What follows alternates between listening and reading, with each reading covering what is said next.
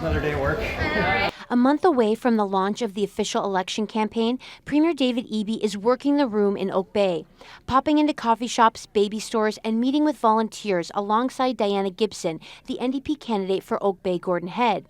Eby, BC Conservative leader John Rustad, and BC United leader Kevin Falcon are all going into their first election as party leaders. Sonia Furstenau is going into her second election as head of the BC Greens.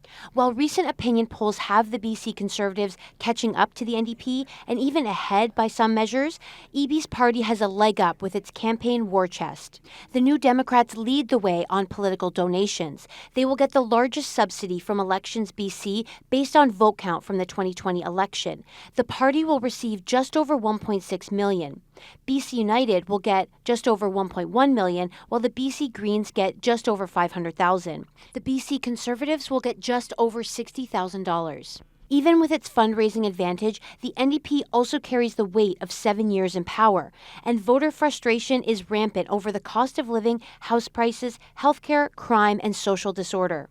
To what extent is this election a referendum on BC NDP performance on these files that there's a lot of frustration? Eby insists the province would be worse off under John Rustad. People think things are challenging now.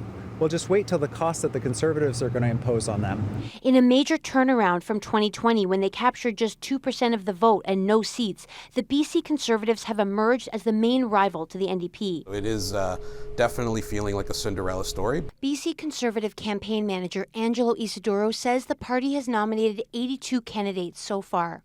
In comparison, the NDP have 78 candidates confirmed, BC United has 57, and the Greens have just 31. However, Rustad's rush to handpick most of his preferred candidates for the 93 ridings has been rocky.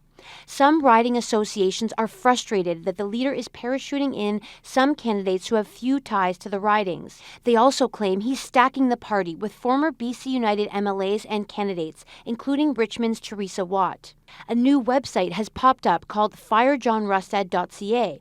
It purports to be the work of disgruntled BC Conservatives who say Rustad is diluting Conservative values to try to appeal to more voters. Rustad dismissed those concerns, saying the party has grown from 500 members to about 9,000 under his leadership. And so there may be a few people who are disgruntled about that. I'm really not too worried about it. BC United, meanwhile, is trying to rebound from losing several MLAs and candidates to the BC Conservatives.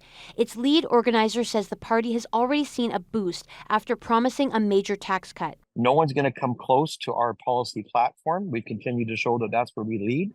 As for the BC Green Party, there are concerns about its ability to keep its 2 seats in the legislature. Adam Olsen, the MLA for Saanich North and the Islands, is not running again, and leader Sonia Furstenau is running in the NDP stronghold of Victoria Beacon Hill. The Greens campaign manager, however, says they will run a full slate of candidates, but focus on 6 key ridings where they think they can win. Katie DeRosa, CBC News, Victoria.